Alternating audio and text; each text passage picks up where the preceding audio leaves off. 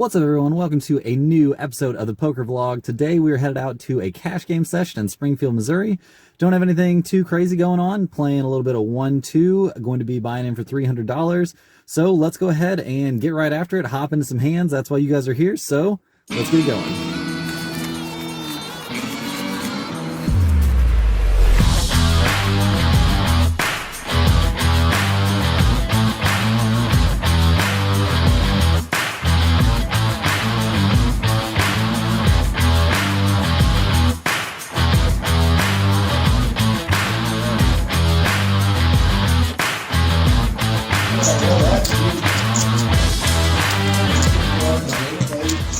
Okay, first thing we're going to look at, I've got Ace-10 offsuit, starting this hand off with about $300, very early in the session, and we are under the gun. So I think this is a pretty middle-of-the-road open here, but I think playing six-handed, we can definitely open up Ace-10 offsuit under the gun.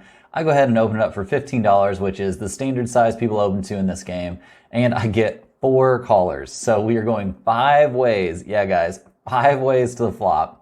Flop is a very good one for us. It comes down 9-8-7 with 2 diamonds, so it's a good one for us in as much as we connect a lot, but it's not so great of a flop for us in as much as everybody is going to connect with this flop. Everybody who's going to limp call, or not, I guess not limp call, but everybody's just going to like come along and make the call, or is making the call based on pot odds or whatever, is just going to smash this board. I at least have the high end, or block the high end of the straight, so I go ahead and lead out for 25 after it checks to me. The cutoff raises me to 50, so I get the min click back. Not something that I'm going to be very excited about, let's just say ever, but also not something I can fold to in this situation. So I go ahead and make the call, and we're going heads up to the turn, which comes down the 8 of clubs, pairing the board. Not a great card for us. I'm going to go ahead and check here. My opponent bets out $80. So pretty straightforward fold. Let's get the hell out of here. This has been a disaster. And he shows us 9-8 suited. So he decided not to 3-bet the suited connector, which is something I would be shocked actually to see somebody do in this game. And he just drills 2 pair and then drills the full house on the turn. So we get out of there without too much damage, I suppose, but a slightly annoying slash frustrating start to this session. Not too long after that first hand, I look down at 9-8 suited myself this time. We're still playing six-handed. I'm the hijack, and I'm starting this hand off with about 210. The button has straddled in this hand, so we're playing 1-2-5. Action folds to me in the hijack. I go ahead and make it $10, which is terrible and dumb. I don't know why I did that. Yikes. Button makes it $30, so the straddler makes it $30. I don't think I have too many options here. I just go ahead and make the call. I think this is okay, kind of a weird spot. I put myself in a weird spot by opening such a stupid small size. That's probably why I got raised. So we will hopefully not be doing that again. Flop comes down 10-9-7, so a very good flop for us. We've got middle pair and open-ended straight. I check, button bets 35. I think once again I have a pretty straightforward call here. I do think there's some merit in check raising. I think there's actually a lot of merit in check raising now that I'm thinking about it, because he could definitely have a big ace. So anyway, what I did here was make the call. Turn comes down the 4 of clubs. I check, and he bets out 50. I just make the call. That's terrible. That's horrible. Really, really, really bad. Super disgusted with my play so far in this session. I should be, or in this hand at least, I should just probably rip it here, or I should have ripped it on the flop, or something else. This is terrible. But anyway, I made the call. River comes down the ace of hearts. Action somehow checks through. He shows us ace-jack. We played this hand terribly. I don't know what the hell we were doing. His 3-bet does make sense pre-flop. Other than that, we played this hand real bad. Not sure what the hell we were doing. We could have definitely won it on the flop or on the turn. I don't know if we could have won it on the river with a shove. Maybe we could have. I think probably not. But yeah, so play this hand terrible. Big yikes. Let's get on the next one. Yuck. So a little while later, we look down at ace-8 of clubs from under the gun +1. Now, some things have changed a little bit in this game. First of all, I've added on an additional $300 after missing a couple of flush draws or some other draws. I'm not really sure. That's just what I have in my notes, is miss some draws and rebought for 300. Also, and more importantly than that, a crazy player who is the one I've mentioned before that the big game runs around occasionally, has sat down very pointedly on my left. It was very clear, sometimes you can tell just by the way somebody picks a seat, that they definitely picked the seat to be in position on you and to target you. So keep that in mind heading into this hand. We look down at ace-8 of clubs from under the gun +1, starting this hand off about 340, and I think we were playing 7-handed, maybe 8-handed at this point. Probably 8 people at the table, or 8 seats taken to the table, but not everybody in their seats. I look down at ace-8 of clubs, like I said, open up to 15. The under the gun +2 player, the psycho that just sat down next to me, 3-bets me to 45. The button calls, and I decide to go ahead and make the call here. I don't think ace-8 suited should be a hand that I'm necessarily even opening, much less calling a 3-bet with. But against this player and going multi-way, I can maybe slightly justify it. Not really sure. Anyway, flop comes down 10 high with 1 club, so pretty much a whiff for us. Not our favorite flop, but I guess not that bad, and it really shouldn't hit somebody's 3-betting range at all. Action ends up checking through, as it tends to do fairly often in these games on boards like this and 3-bet pots. Turn comes down the ace of spades, so a pretty good card for me. I've got top pair now, although against a normal player with a normal 3-betting range, that's not a good card for us at all necessarily. Action ends up checking through again, so I think maybe I could have gone for a bet here, but hindsight's 2020. I don't really know.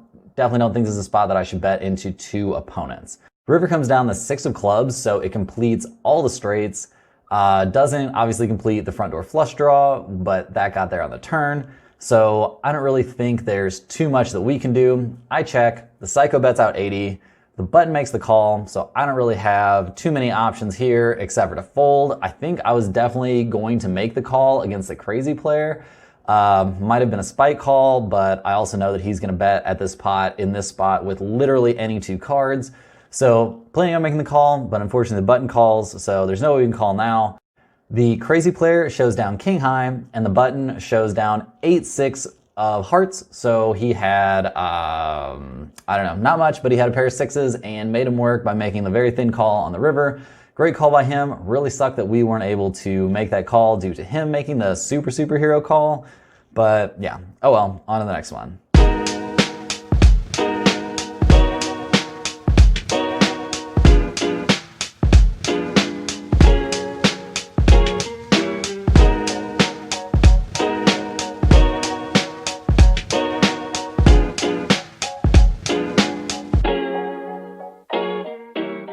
A little bit later, we look down at ace-jack offsuit from the button, starting this hand off with about 290, and the table is all the way up to 9-handed now.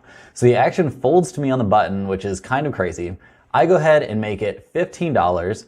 The small blind, the psycho player, who is clearly coming after me, re-raises, 3-bets me to $55. I go ahead and make the call. I think this is pretty straightforward call spot against this player, hoping that we can catch any sort of piece here, and if we do, we'll be willing to get it in. Unfortunately, the flop comes down queen high rainbow, so we completely whiff. He shoves all in on us for $240 effective. I don't think I have too much of a decision here. He can have any 2 cards really, but I think this is just a spot where we're gonna have to fold since we didn't connect. Too bad we didn't have ace queen. Obviously we can easily have ace queen. If we have ace queen or pocket jacks or pocket 10s, we probably call the shove, but yeah, so that doesn't work out. And we are getting, I guess, bullied, but I don't think there's too much we could have done differently. So a little bit later, we look down at pocket 9s from the cutoff. We're starting this hand with about 200, and we're still dealing with this crazy person to our left trying to bully us. Under the gun opens a 10. Action folds to the crazy person in the hijack who makes the call, and I also call. So interesting spot. I think I'm really just trying to flop a set here and try and get some money in. So great flop for us. We flop middle set here, queen 9-4, under the gun checks, hijack checks. I go ahead and bet $20 because I'm really just trying to get something out of this set, and also I'm not expecting the guy that's picking on me to try and get away from anything. I expect him to try to like blow me off his hand somehow. Unfortunately, he doesn't. They both call, so that's pretty good news. We'll definitely take it. Turn comes down the king of spades, so not our favorite hand. Jack 10 gets there now, but obviously we're not going anywhere with our set. Action checks to me. I bet 75 this time. Unfortunately, the under the gun player is the only caller. The maniac gets out of there, so very unfortunate, but at least we have somebody on the hook. River comes down the Jack of Hearts. So a terrible card for us. Completes the front door flush draw. Puts a 4-liner to a straight out there. So any 10 gets there. Yeah, terrible, terrible card. Can't really overstate that. Action ends up checking through, and somehow my hand is good. So very happy to win that hand after that terrible run out. Very unfortunate to get the set that we were hoping for and not get the crazy huge pot against the crazy player that we obviously have been hoping for since he started 3-betting us every single time we open. So on to the next one. So a little while later, I look down at pocket kings from the cutoff. I'm starting this hand off with about 320. Now's our chance, guys. We know we're gonna get 3-bet if we open, so we are ready. Action gets to me. I open up to 15, and the button, the crazy person that's 3-betting me every time, sure enough, loads up a 3-bet to $50. I go ahead and make it 165. I don't want to just shove here. I want to make sure that he calls. He's going to have literally any 2 cards here. So we're going to be a huge favorite. Definitely just looking to 3-bet to a size that he will either call or shove. Obviously, it'd be great if he shoved. We can just get the money in now. But if he has something terrible, he's just going to call. If he has something if we 3-bet, if he has something terrible and we shove, he's just going to fold. So I make it 165 over his $50 3-bet, and he makes the call. Flop comes down a terrible one for us. Flop is ace, queen, jack, rainbow. So not what we were looking for.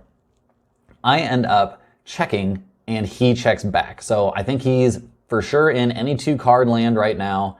I'm feeling good about where I'm at. If he has an ace, he's going to shove on me. If he's got a queen, he's going to shove on me, and I'm going to have to throw up and call. But anyway, he action checks through. Turn comes down the 2 of clubs. So blank city. No reason to be worried about this. I check. He goes ahead and shoves all in now.